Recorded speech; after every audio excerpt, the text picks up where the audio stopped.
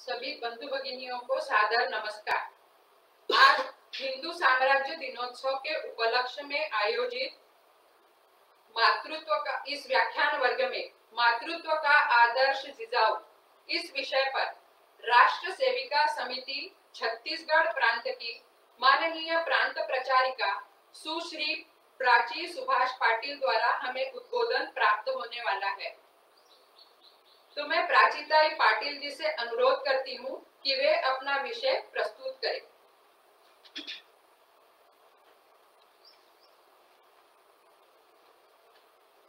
सभी को वंदन प्रणाम।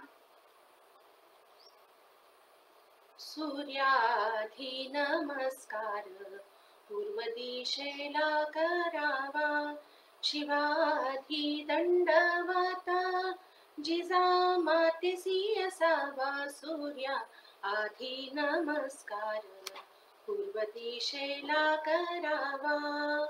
सृष्टि के नियंता सूर्य को उदित होने से पूर्व वह जिस दिशा से उदित होता है, भगवे रंग की छटा से जो सुशोभित है, ऐसी पूर्व दिशा को हम वंदन करते हैं। उसी तरह से आज शिवबा के पूर्व जिजा माता को हम वंदन कर रहे हैं। कल हिंदू साम्राज्य दिनोत्सव, आत्मग्लानि में लिप्त समाज को एकत्रित कर उसके अंदर स्वदेश भक्ति, स्वाभिमान, स्वराज्य की चिंगारी जगाकर जिन्होंने स्वराज्य की स्थापना की, उनके राज्याभिषेक का दिन। बालक शिवाजी से लेकर छत्रपति शिवाजी महाराज, यहाँ तक कि उनके जीवन काल में जो उनकी मार्गदर्शक, उपदेशक, सखी, गुरु बनी, वो थी उनकी माता जिजाऊ। जिजाऊ के जीवन के कुछ प्रसंग, कुछ विचार आज हम सब लोग चर्चा करेंगे। विषय की व्याप्ति बहुत बड़ी है, वहां तक जाने की मेरी मति शायद कम पड़ जाएगी। बहुत सारी कमियां रह सकती हैं, उसके लिए क्षमा प्रार्थी हूँ। संपन्नता, विद्वत्ता, इसमें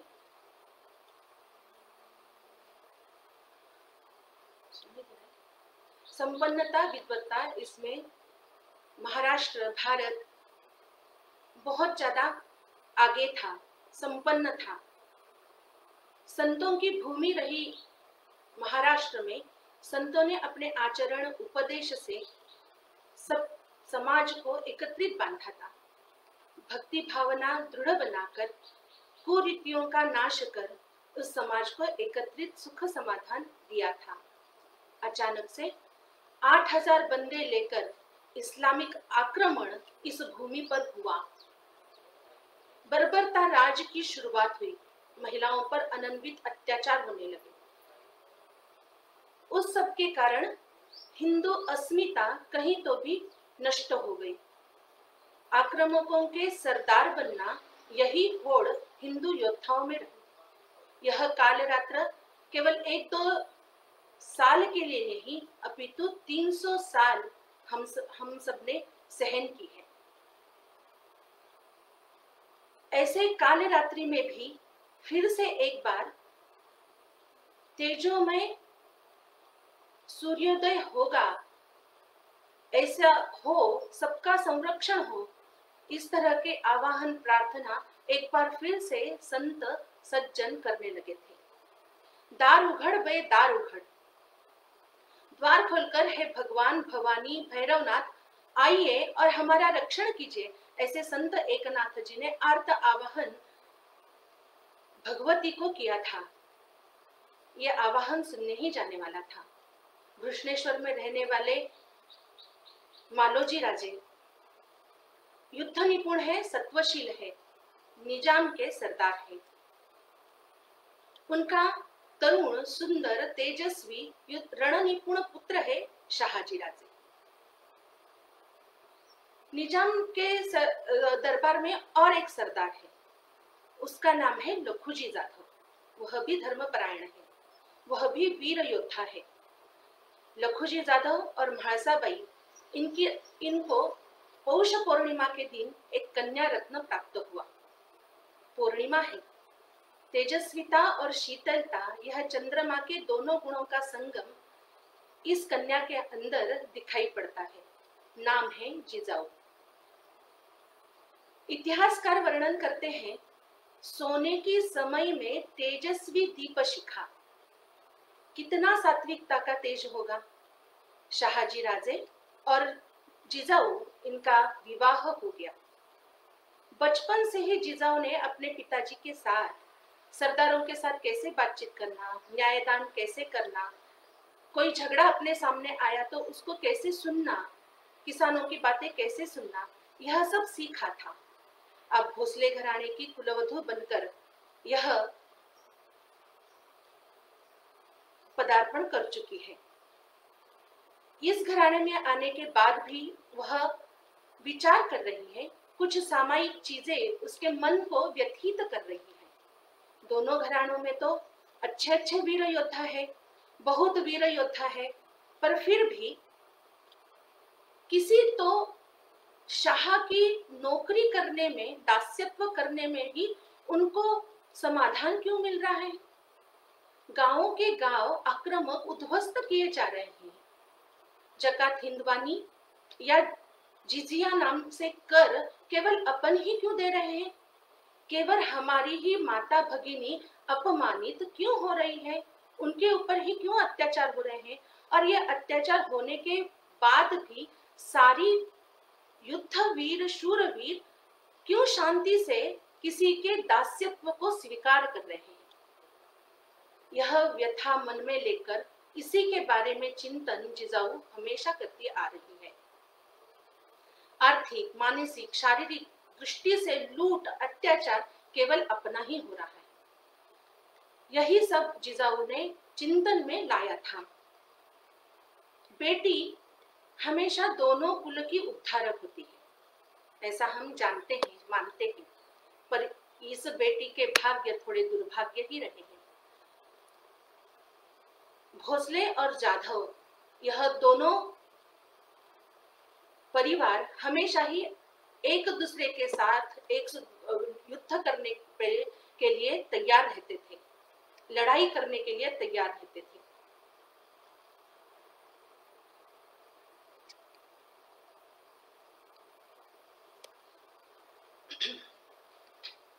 हाथी उन्मत्त हो गया।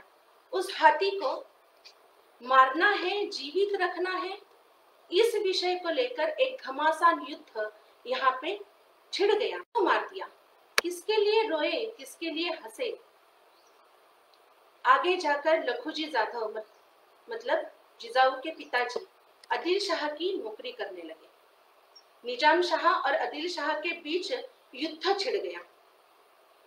और युद्ध कौन कर रहा है? लखुजी जाधव के विरोध में शाहजी राजे,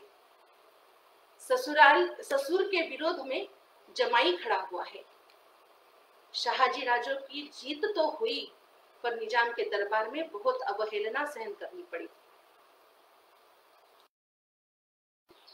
शाहजी राजे भी आदिल शाह की नौकरी करने लगे। व्यथा बढ़ती जा रही है जिजाऊ के मन की। उसी समय दरबार में अचानक से बिना कारण लखुजी जाधव और उनके बेटे, इनकी निर्मम हत्या हो गई। इस हत्या के कारण जिजाऊ की माताजी, जिजाऊ की भाभियां सब सती गई और इस तरह से जिजाऊ का पूरा मैका उजड़ गया। किसके लिए उजड़ा है, क्यों उजड़ा है? इस घटना के कारण शाहजी राजे का मन भी विवल हो उठा है। उनके मन में भी एक मंत्र गूंजा, स्वतंत्रता। उन्होंने भी फिर स्वतंत्र जहांगीर तैयार करने के लिए लड़ाई की, पुणे को जीत लिया, पर यह जीत चंद क्षणों की रही। आक्रामकों ने फिर से पुणे उनके पास से काबिज कर लिया और शाहजी राजे का अपमान करने के लिए पुणे के प्रवेश द्वार पे फूटी कौड़ी और टूटी चप्पल लगा दी। शाहजी राजे ने स्वतंत्रता का एक प्रयास किया था और इसीलिए इतिहास में छत्रपति शिवाजी महाराज को स्वराज्य संस्थापक कहा जाता है तथा शाहजी राजे को स्वराज्य के संकल्पक कहा जाता है। शहाजी राजे जिजाऊ और उनके ज्येष्ठ पुत्र संभाजी बंगलोर में रह रहे थे। गर्भावस्था में सुरक्षा प्राप्त हो यह विचार करके शिवनेरी किले पर जिजाऊ का आगमन हो गया। वहां से संभाजी राजे और शहाजी राजे अपने अगले पड़ाव, अगले मुहिम के लिए निकल गए और जिजा माता गर्भावस्था में मां भवानी के साथ अपना समय व्यतीत करने लगी। संत सज्जनों के साथ चर्चाएं करने लगी। गर्भावस्था में माँ जो खाती है, पीती है, वस्त्र पहनती है, जो सोचती है, उस सारे का परिणाम गर्भस्थ बालक पर होता है। यह हम सब लोग मानते हैं, जानते हैं। उस सब का ख्याल जिजा माता ने रखा है। असुर गण के संहार के लिए सतयुग में अदिति ने जैसे वामन को मांगा था, उसी तरह से अधर्म के विनाश के लिए और धर्म के प्रकाश के लिए माँ जिजाऊ ने भवानी से शिवबा को मांगा है। यहाँ पे एक बात अवश्य कहना चाहती हूँ, यह शिवाजी कोई जिजा माता की पहली दूसरी संतान नहीं है, यह उनकी छठवीं संतान है। संभाजी राजे तो अपने पिताजी के साथ शौर्य कार्य पर लगे हैं और आने वाले अर्भक के पहले के 4 बालक माँ के गोद से ही उठ गए हैं। हम सारी माता बहनें इस दुख को, वेदना को, व्यथा को अच्छे से भली भांति जान सकती हैं, महसूस कर सकती हैं। इतने काल बाद जब एक बालक घर में आने वाला है तो उस माँ की क्या स्थिति होती है कि मैं सारे आनंद उस बालक को दूं, मैं बिल्कुल भी उसको कुछ भी दिक्कतें ना आने पड़े उसके जीवन में, ऐसा सब माहौल तैयार करूं। और यह माता है जो सोच रही है कि हे भवानी, मुझे ऐसा पुत्र प्रदान कर जो इस समाज का उद्धारक बनेगा, समर्थ, तेजस्वी, सबका संरक्षक हो, ऐसा पुत्र मुझे दे। मातृत्व इस भाव की विशालता क्या है, व्यापकता क्या है, यह हम इस घटना से सोचने का प्रयास शुरू करेंगे। रामायण महाभारत की कथाएं सुनकर शिवबा बड़े हुए हैं, ये हम सब लोग जानते हैं। संभाजी राजे की मतलब शिवाजी के पुत्र, शिवाजी महाराज जी के पुत्र संभाजी राजे की राजनीतिज्ञता, उन्होंने लिखे हुए पुस्तक, यह सब देखकर हमें यह समझ में आता है कि संभाजी राजे को भी जिन्होंने संस्कारित किया है, उस माँ का, उस मातोश्री जिजा माता का रामायण महाभारत, उसके पात्र, व्यक्ति रेखा है, इनका कितना प्रगाढ़ अध्ययन होगा। माँ सतर्क होती ही है। बाल शिवाजी 3 साल के थे तब से यह माँ भी सतर्क रही है। मालदार खान शिवाजी को, बालक शिवाजी को पकड़ने शिवनेरी पर जरूर आएगा, यह समझ चुकी थी जिजा माता, और इसीलिए उन्होंने मालदार खान के आक्रमण के पूर्व ही उन्हें शिवनेरी से दूर कहीं रखा था और स्वयं बंदी बनकर उसके महल में गई थी। कालानंतर बंदी से छुटकर आई और अभी शिवाजी, बालक शिवाजी और जिजा माता पुणे में रहने लगे। पुणे में रहने के लिए जब उन्होंने प्रारंभ किया तो पहला काम जिजा माता ने किया है कि जो अपने अपमान के चिन्ह, फूटी कौड़ी और टूटी चप्पल, यह जो यहाँ पे लटकाए गए हैं, उसको निकाल फेंक दिया है। सबके अंदर में अपमान के चिन्ह को नष्ट कर स्वाभिमान जगाया है। किसानों को बोला कि आप खेती कीजिए। खेती करते समय उनके लिए हल, बैल, सब कुछ जिजा माता ने उन्हें भेंट स्वरूप में दिया। खेती होने लगी, फसल अच्छी आई तो शेत सारा एक टैक्स लेकर, कर लेकर सब किसान माँ के पास पहुंचे। शेत सारा न लेते हुए जिजा माता ने कहा, आप अब की बार ये जो आप कर लाए हो वो अपने पास रखिए और अगले साल के लिए, अगले वर्ष के लिए बीज की तरह इसको उपयोग में लाइए। दूसरे साल श्वेतसारा लेकर आए तो उन्होंने किसानों को बताया, अब की बार आपके खेती के लिए आवश्यक साधन सामग्री जुटाएं, हल बैल खुद से खरीदे। तीसरे साल आए तो बोले कि आज अभी अपनी माँ बहनों के लिए, बेटियों के लिए गहने तैयार कीजिए, अपने घर को संपन्न बनाइए। ऐसे करते करते 5 साल तक इस माँ ने एक भी पैसा राज्य कारभार चलाने के लिए किसानों से नहीं लिया। हर समय आनंद आश्रु से नहलाते हुए किसान वापस जाते थे और इसी के कारण आत्मनिर्भर किसान अभी कुछ भी माँ जो बोलेगी वो करने के लिए तैयार है। माँ ने शिवबा को जैसे रामायण महाभारत की कहानियां पढ़ाई, उसी तरह से उन्होंने उनके जो सखा है, उनके जो मित्र है, उनको भी अपने पास लाया। ये उच्च जाति का है, ये नीच जाति का है, ऐसा भाव उन्होंने खुद के अंदर भी नहीं, पर शिवबा के अंदर भी नहीं आए, ऐसा सोचा है। ऐसी सीख शिवबा को दी है और इसीलिए समरसता यह भी एक भाव शिवबा के अंदर माँ जिजाऊ ने भरा है। इसी तरह से सभी को वही संस्कार, स्वतंत्रता का, स्वराज्य का संस्कार माँ जिजाऊ ने दिया है। हमें स्वतंत्रता कितनी आवश्यक है यह उनको भी कथाओं के माध्यम से उन्होंने बाकी सब बालकों को भी समझाया है। इसी तरह से हम आगे जाकर इतिहास में देख सकते हैं कि यहाँ पे उनको माँ साहेब यह उपाधि मिली और इतिहास में आगे यही माँ साहेब जो बोलेगी वो करने के लिए हर एक मावड़ा तैयार है। एक बस उच्चारण करूंगी, स्मरण करूंगी, हमें जो घटना पता है, ऐसा ही एक मावळा बोलता है, आधी लगीन कोंढाण्याचं मग रायबाचं। सबसे प्रथम केवल स्वराज्य का कार्य होगा और उसके बाद ही घर के काम होंगे। माँ जो बोलेगी वो करने के लिए तैयार, ऐसी प्रजा अभी तैयार हो चुकी थी।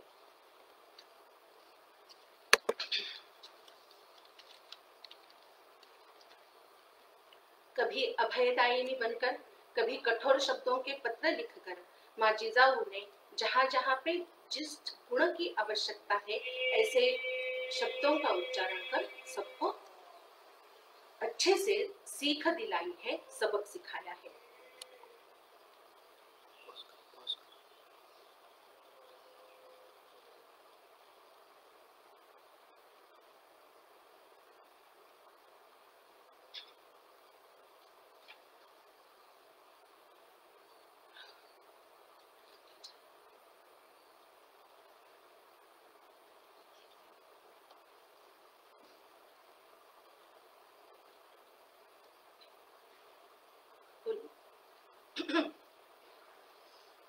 शाहजी राजे को पकड़ा गया। शाहजी राजे की मुक्तता अगर स्वराज्य के हम कुछ किले देंगे तो ही होगी, ऐसा समझ में आया। बहुत सारे किले स्वराज्य के मुगलों को वापस करने पड़े, आक्रामकों को वापस करने पड़े। उसके कारण शिवाजी थोड़े से निराश भी हो गए। तब उनको सांत्वना देने वाली, उनको मार्गदर्शक करने वाली और फिर से एक बार क्षत्रिय को निराश होने का अधिकार नहीं है यह समझाने वाली उनकी माँ ही थी, जिजामाता। संभाजी राजे यह जिजामाता के ज्येष्ठ पुत्र हैं। वह भी बहुत तेजस्वी हैं। वह भी बहुत तेजस्वी हैं। वह अफजल खान के साथ एक मुहिम पर गए थे। अफजल खान उनकी तेजस्विता से बहुत कतराता था, उसको अच्छा नहीं लगता था। तो अफजल खान ने संभाजी राजे को उस समय मदद नहीं की और उसके कारण उस युद्ध में मदद न मिलने के कारण संभाजी राजे वीरगति प्राप्त हो गए। वही अफजल खान आज तुळजा भवानी के मंदिर तोड़ते हुए, महिलाओं के ऊपर अत्याचार करते हुए स्वराज्य की सीमा पर आ धमका है। अफजल खान की सेना अफाट है, हम उनके साथ युद्ध नहीं कर सकते, ऐसे मंत्रिमंडल की कुछ चर्चाएं कान पर आ रही थी। मंत्रिमंडल तैयार नहीं हो रहा था कि हम युद्ध करें, मन दुविधा में था। तब शिवाजी महाराज को उपदेश देने वाली माँ जिजाऊ ही है। अविचल मन से माँ जिजाऊ कहती है, बुद्धि से कार्य करो, अफजल खान जीवित वापस नहीं जाना चाहिए। आगे इस आतंकवाद का विनाश कैसे हुआ है यह हम सब लोग भली भांति जानते हैं। अफजल खान का वध यह हिंदुओं के अंदर स्वाभिमान निर्माण करने वाली एक घटना हुई थी। स्वाभिमान निर्माण तथा बढ़ाने के लिए इस कथा का स्वराज्य के कोने कोने में गायन हो, यह दूरदर्शिता जिजाऊ ने दिखाई। तब के प्रचार प्रसार माध्यम क्या थे? शाहीर, भाट, इनको बुलाकर उनके पास से अफजल खान वध के काव्य जिजाऊ ने तैयार किए। अफजल खान वध में जिन जिन मावड़ों ने शिवाजी महाराज को मदद की है, उनके कान, आंख, पैर बनकर जिन्होंने युद्ध किया है, उन सब का अपने ही पुत्र है, इस तरह से आरती उतारकर उनको प्यार से नहलाया है। और शाहीरों को गांव-गांव में जाकर अभी यह कथा बताने का आदेश जिजाऊ ने दिया है। सभी के अंदर एक आत्मविश्वास आ गया था कि अभी तो स्वराज्य स्थापन होकर रहेगा। पर आक्रमण के ऊपर आक्रमण आते रहे। दूरदर्शिता जिजाऊ की हमें देखनी है। पुरंदर के किलेदार की मृत्यु होने के बाद उसके जो पुत्र है आपस में लड़ने लगे। हिंदू अगर आपस में लड़ेगा शिवबा, तो उसका लाभ आक्रामकों को मिलेगा, इस्लाम को मिलेगा। यह नहीं होना चाहिए। उनकी सैन्य बल बढ़ेगा। हम वहां पे चर्चा करने के लिए जाएंगे। आप उनको बताना कि आपको स्वराज्य में शामिल होना है। और इस पुरंदर के किले पर शिवबा चर्चा करने के लिए जाते हैं और सैन्य के साथ पुरंदर के किले के नीचे माँ जिजाऊ भी उनके साथ बैठी हुई हमें दिखाई देती है। अपने ध्येय का स्मरण खेल खेल के माध्यम से भी शिवबा को हमेशा जिजाऊ ने दिया है। चौसर का खेल बिछाकर शिवबा बैठे हैं और बोलते हैं कि माँ क्या शर्त लगाओगी? खिड़की के बाहर से दिखने वाला कोंढाणा दिखाकर जिजाऊ ने कहा, शिवबा, कोंढाणा पर फड़कने वाला ये हरा झंडा अच्छा नहीं दिख रहा है, वहां पे भगवा लहरे तो। इसी तरह से अपने ध्येय का स्मरण, जहां पे युद्ध में आवश्यक है वहां पे उपदेश, जहां पे खुद उपस्थित होना है वहां पे खुद उपस्थित होकर माँ हमेशा आधार स्तंभ बनकर शिवबा के साथ खड़ी हुई है। पन्हाड़ा पर 6 महीने शिवबा अटके पड़े हैं। अपने महाराज अभी तक नीचे नहीं आ सके हैं। सिद्धि जौहर उन्हें आने नहीं दे रहा है। अनाज खत्म हो रहा है। ऐसी स्थिति में मावड़ों के अंदर के स्वाभिमान नष्ट हो गया है क्या? आपके युद्ध कौशल कम हो गए हैं क्या? ऐसे उन्हें पुकार कर खुद हाथों में तलवार लेकर घोड़े पे सवार होकर यह रणरागिणी खड़ी है पुत्र को वापस लाने के लिए, राष्ट्र की रक्षा के लिए। माँ हमेशा ढाल बनकर अपने पुत्र को संभालती है, यह तो हम देखते हैं। पर यहाँ पर माँ ने स्वयं तलवार उठाकर स्वराज्य की रक्षा की है।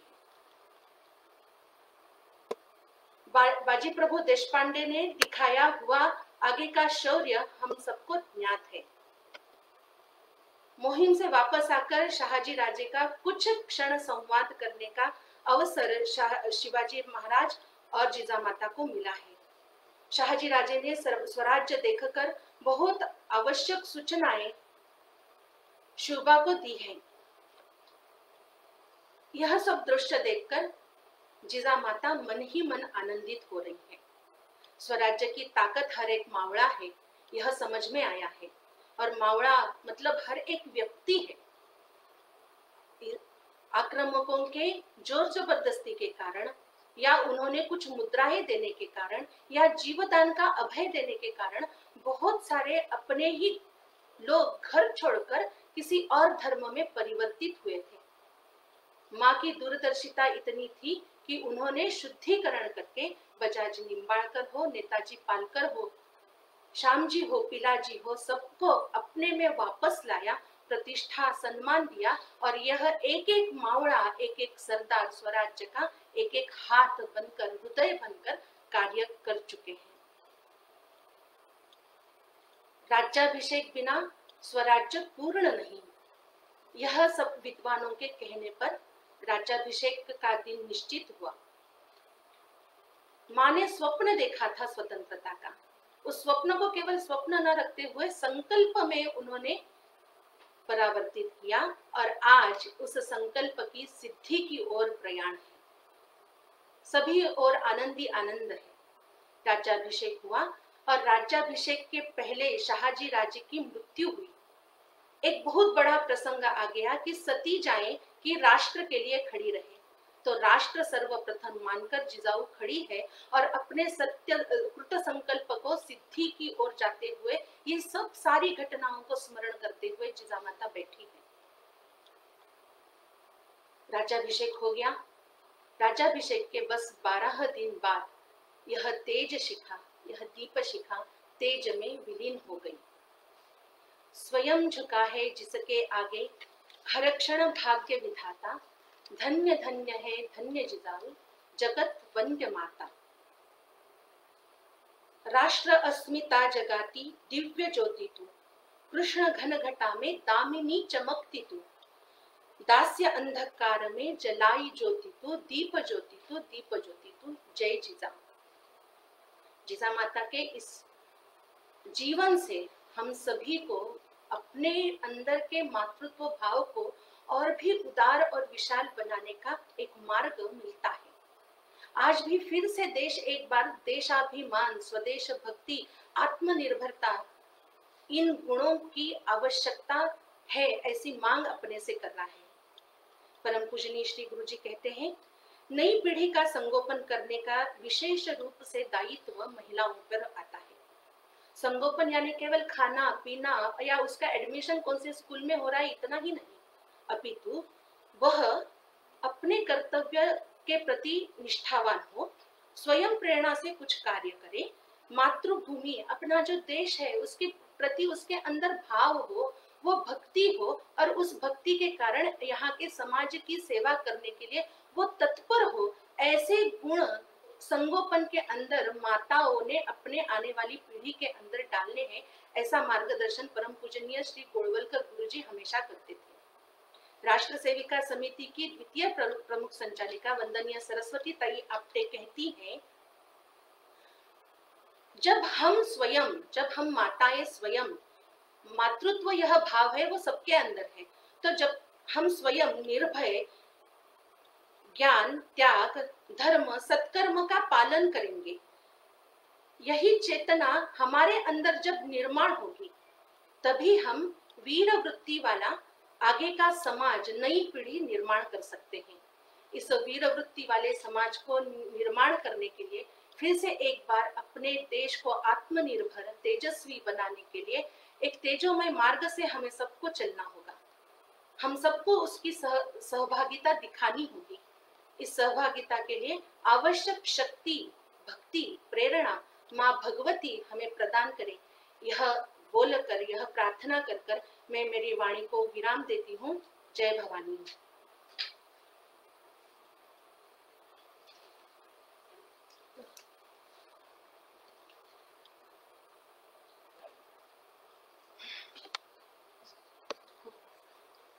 थोड्या वेळाने